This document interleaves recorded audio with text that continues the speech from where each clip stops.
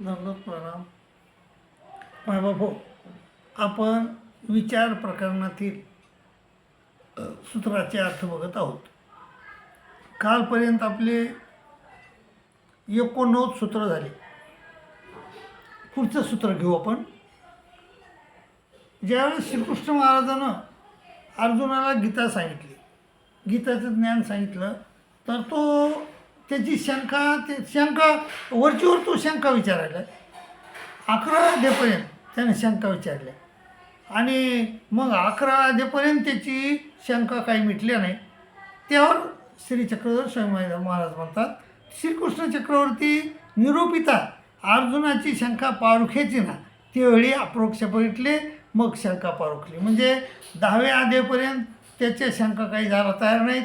मग 11व्या अध्यामध्ये त्याला विश्वरूप दाखिलं आणि मग मात्र त्याच्या शंका निघून गेल्या सगळ्या.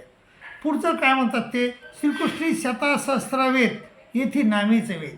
श्रीकृष्ण महाराजाचं शतसहस्र म्हणजे लांब, एवढ्या लांब वेद देतात ते. परंतु स्वामीचा वेद कसा आहे, नुसतं नामानच वेद, नुसत्या नामानच वेद होतो स्वामीचा. श्रीकृष्ण शतसहस्र वेद येथे नामेचं वेद.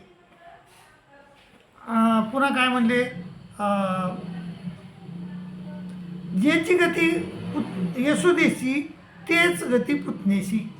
म्हणजे जो फळ यशोदा मातेला मिळणारे तेच पुतण्याला मिळणारे. कारण दोघीनं तिनं जरी विष पाजलं श्रीकृष्ण महाराजाला, पण आई म्हणूनच पाजलं ना शेवटी. मग आईचंच फळ मिळालं त्याला. आणि कोणचं फळ मिळालं, मग सत्यकार्य सुकुटीचं दोघीला फळ मिळालं. आणि यशोदा मातेला पुन्हा दुसरे फळ मिळाले असतील, म्हणजे ते जीव घातलं, अनेक फळं मिळाली असतील यशोदा मातेला. आता पुन्हा काय म्हणतात मग स्वामी, कर्पूर कज्जेलिकावत श्रीकृष्ण चक्रवर्ती पुरत्याग केला. श्रीकृष्ण चक्रवर्तीनं शेवटी निजधामाला जाते वेळेस त्याचं शरीर म्हणजे जसा कापूर आपण उन्हात ठेवावं किंवा हवेत ठेवावं आणि ते आपण मध्ये जिरून जातो, त्याप्रमाणे श्रीकृष्ण चक्रवर्ती महाराजाचं शरीर हे नाहीच झालं, दिसलं बी नाही आपल्याला. कलियुगी विद्यावंत नाही. सर्वज्ञ म्हणतात कलियुगामध्ये विद्यावंत नाही, विद्या बी होत नाहीत आपल्याला. कलियुगी आगम न वर्तते आणि कलियुगामध्ये आगम ग्रंथ नाहीत, नष्ट झाले ते. परंतु काही भाग उत्तरापंथी तंत्रशे सुवर्ते, त्यातला काही तंत्र नावाचा भाग उत्तरापंथी आहे. कलियुगी फातीपरी विषय नाही, हे राये मंडळी आदी करुणी सकाळी निरोध परिहार्य की गा. कलियुगी विषय खूप आहेत अनेक, परी विषया नाही, भोगणारा नाही. साधना आहेत, परंतु त्याचा भोग कसा घ्यावा, उपभोग कसा घ्यावा हे लोकांना कळत नाही. आणि रायमंडळी काय आहेत ना, ते फक्त म्हणजे आपल्या शरीराचा कठीणपणा, आपल्या इंद्रियाचा कठीणपणा कमी करण्यासाठीच विषय बघतात, बाकी काही नाही. त्याला काही विषय भोगायचे ज्ञान नाही आहे, असं सर्वज्ञ श्री चक्रवर्ती स्वामी महाराज म्हणतात. कलियुगी तस्कर होतो पुंचाळ होतो, हा धर्म स्वरूपीनं वर्ते ऐसा विरळा. म्हणजे कलियुगामध्ये नाही का, म्हणजे चोरी आणि छिनारी करणार नाही असं माणूसच नाही, क्वचितच असं चांगला माणूस. बाकी सगळे चोर आहेत, छिनार आहेत, ते केल्याशिवाय राहतच नाही, असं सर्वज्ञ स्वामी महाराजाचं म्हणणं आहे. कलियुगी जन्म मात्र चौकडीपर्यंत नरक. तर कलियुगामध्ये जेव्हा माणूस जन्म घेईल तर त्या माणसाला चौकडी होत असते, 60 लाख वर्षाचे नरक होतात. युगाप्रीत अनुष्ठान म्हणता घडे तया चौकडी चुकी. आणि ज्याला युगाप्रीत अनुष्ठान घडलं म्हणजे हा युग आहे कलियुग, आणि कलियुगाचा धर्म आहे तीर्थक्षेत्र व्रतदान. हा तीर्थक्षेत्र व्रतदान करायचं नाही आणि सतत परमेश्वरावर श्रद्धा ठेवायची आणि परमेश्वराचं चिंतन करत आपला जन्म कडी लावला तर आपली चौकडी चुकते, चौकडी चुके. त्रेती सीता बरवे पण सांगायले, त्रेती सीता बरवी, द्वापारी श्रीकृष्ण चक्रवर्ती बरवे आणि कलियुगी हे बरवे. त्रेतायुगात सीतासारखं सुंदर कोणीच नव्हतं, द्वापारामध्ये श्रीकृष्ण चक्रवर्ती महाराजासारखं सुंदर कोणीच नव्हतं आणि कलियुगात स्वामीसारखं सुंदर कोणीच नाही. येथीच्या सारखे अन्यत्र राहतील, पण येथीची दैवित्य कॉपी नाही. आमच्यासारखे लोक तुम्हाला दिसतात म्हणे, आमच्यासारखेच हुबेहूब परंतु आमच्याजवळ ज्या जडा चेतना शक्ती आहेत दैवी, ती दैवी कोणाजवळ नाही. येथेच्या सारख्या पाठी धावा. आणि म्हणून तुम्ही लोकांना त्यांनी सांगितलं भक्तजनाला की तुम्ही ह्या आमच्यासारख्या लोकांच्या माणसाच्या पाठी धावा. त्यालाच श्री चक्रधर स्वामी महाराज समजताना तुम्ही. परमेश्वर त्रिविधापरी मायापुरा ते स्वीकारते. परमेश्वर ज्यावेळेस अवतार धारण करतात 3 प्रकारे अवतार धारण करतात.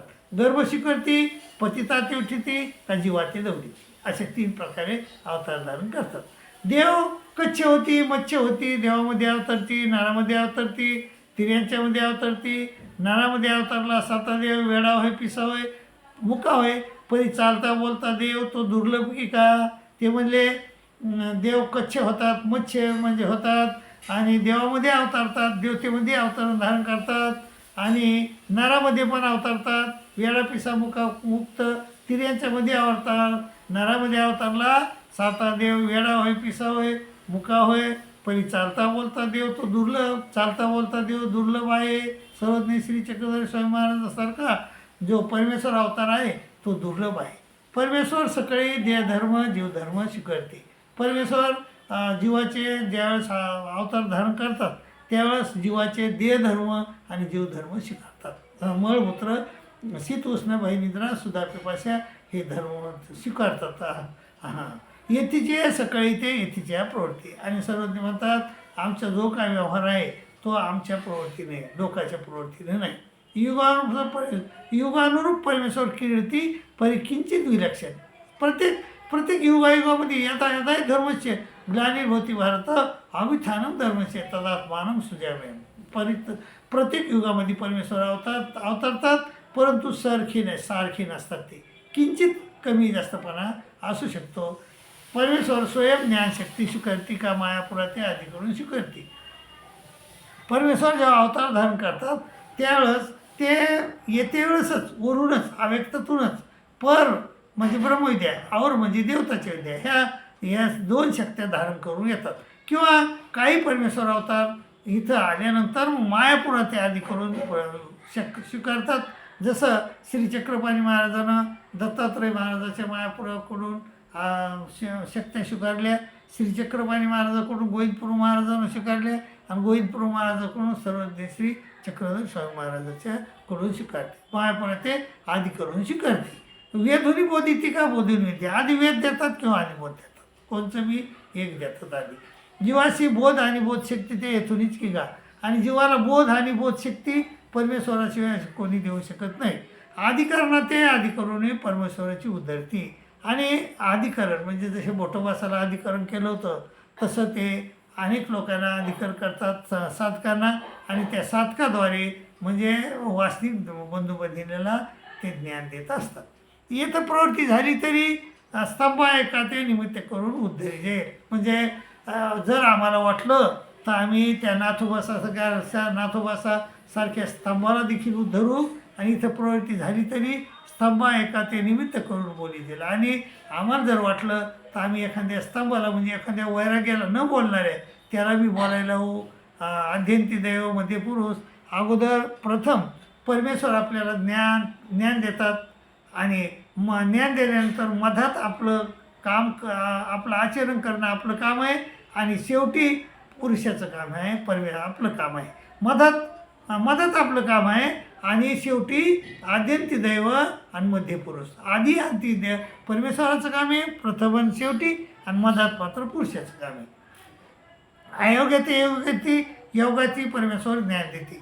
अयोग्य माणसाला योग्य करतात, म्हणजे भट्टोबासासारख्या आयोगाला योग्य केलं, आणि जो योग्य म्हणजे माईंभट होते, योग्य होते, तर पण अन्यथा ज्ञानी होते, त्यांचं अन्यथा ज्ञान अहंकार दौडून त्याला योग्य केलं, ज्ञान दिलं. आणि कवना कवनी येसनं येथं जीव धरी जेती हेच व्यसन. सर्वज्ञ श्री चक्रधर स्वामी महाराजानं अवतार धारण केला, आणि एक नारा धारण केला, कवनी येसनं. कोणाला कोणचं व्यसन आहे, कोणाला कोणचं व्यसन आहे, पण आम्हाला जीव धरायचं व्यसन आहे. हे इसळवाचे इसळू. मग ते म्हणले जर आम्ही दयाळू मायाळू कृपाळू आहोत, परंतु जर कोणी देवत्या भक्तीकडे जात असेल तर आम्ही रागीट आहोत. मूर्ती परमेश्वर एक घेऊन एक देती, आमूर्ती काहीच न घेते. परमेश्वर अवताराचे दोन स्वरूप येतं, एक अव्यक्त आणि व्यक्त.